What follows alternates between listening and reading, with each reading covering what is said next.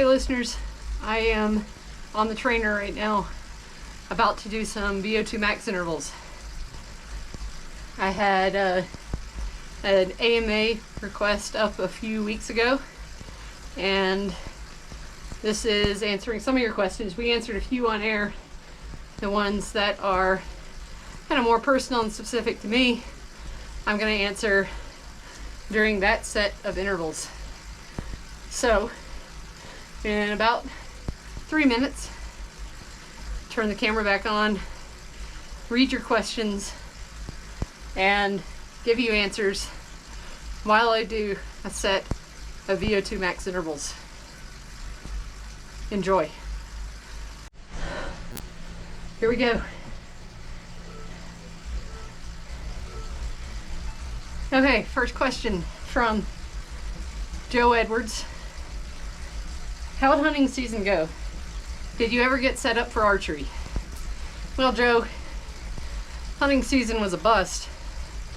I had a couple of exciting moments, but mostly just tried to dodge other hunters, and I looked at all of the elk sign I saw when I was scouting and found it, but didn't find any fresh sign for the entire week. So you can watch my elk journal, kind of a day-by-day journal, also on this YouTube channel. It's a playlist. You can find it. I believe in you. As for archery, 5 seconds. Yes, I did get set up for archery. You can look at some of those pictures on my personal Instagram, Brickhouse Racing. I got a Matthews Prima, women's bow, 50-pound draw weight, and I'm currently in the process of doing an arrow test kit to figure out what arrows I want to use, how much weight, FOC, all that stuff for elk hunting this year. I'm going to hunt archery. So, yes, Joe, I do get set up. Next,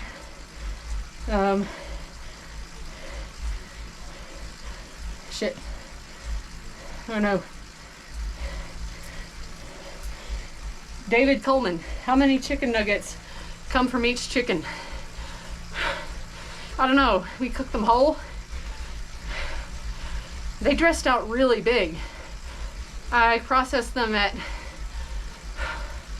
10 and 11 weeks, and they all turned out 5 to 6 pounds. They were huge. So I don't know how much a chicken nugget weighs and how much of that 5 or 6 pounds is meat, but you can do the math. Next, Noah Williams. What bike company tried to get y'all fired? You mean companies? First and foremost was Pivot, when we delivered our scathingly disappointed commentary on the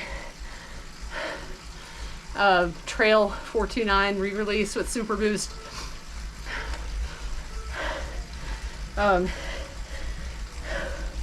Here we go again. They caught wind of it and expressed their disappointment with the owner of Absolute Bikes. Other companies, Crank Brothers, Push. I'm trying to think of who else, but those are the ones I can think of right now that contacted our work about stuff we said on the podcast. There's more. That's just what I can, off the top of my head. Got any good shop dog stories? Man, there was this one mechanic named Tim, and he had a dog named Floyd, and Floyd had the best tail of any dog in the shop ever. Alex Garcia 3. Does water fall out of your chin when you take a drink? I do have a piercing. It's not in right now because I lost it. So if I, here, let's see. Let me try.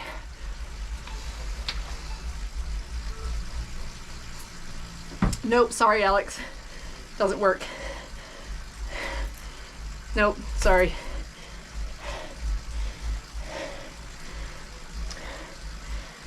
All right, couple more. Jay Brentel, hoping to bike pack the Vapor Trail in August. Any tips? So this is like my ideal, that comes on hard. My ideal, gonna bike pack the Vapor Trail from out of town. Give yourself lots of time. Come here, and I'll make this into like, I don't know, I'll put this on like the JRA website or something as a blog post. Come to town, park at the Snowblind campground in